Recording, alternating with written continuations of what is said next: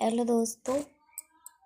तो दोस्तों मैं आज आपको बताऊंगी कि माँ में और सास में कितना फ़र्क होता है। देखो, एक जो माँ होती है वो भी सास होती है, और जो सास होती है वो माँ भी होती है।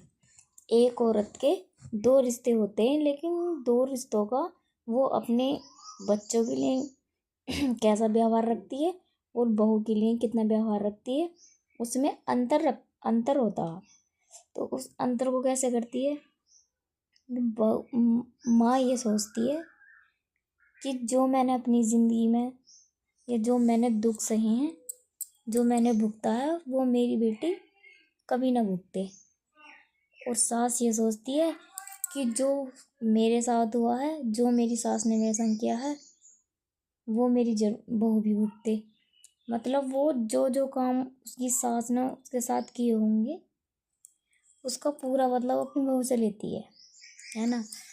और दूसरी बात, बहू का और बहू को और बेटी को समझने वाली अंतर बता रही हूँ मैं, कि वहीं अगर खुद के जमाई उसकी बेटी को खुश रखते हैं या उसके शौक पूरे करते हैं, तो वो बहुत अच्छे हैं, उनकी तारीफ़ करती हैं। हमारे जमाई तो बहुत अच्छे हैं, हमारी बेटी को ऐसा करते हैं, ये ला कर देते हैं, वो ला कर देते हैं, मना नहीं करते, बहुत तारीफ़ करती है। और वहीं अगर बेटा उसी काम को बहू के साथ कर दे, तो उसको क्या कहेंगे? बहू का गुलाम। बेटे को बोलेंगे बहू का गुलाम, किस सर पे चढ़ा रखा है, बहू का गुलाम, ऐसे बोलेंगे। अरे हम जो बहू होती है वो भी तो किसी की बेटी होती है, जो तुम्हारा लड़का है वो तो किसी का जमाई है।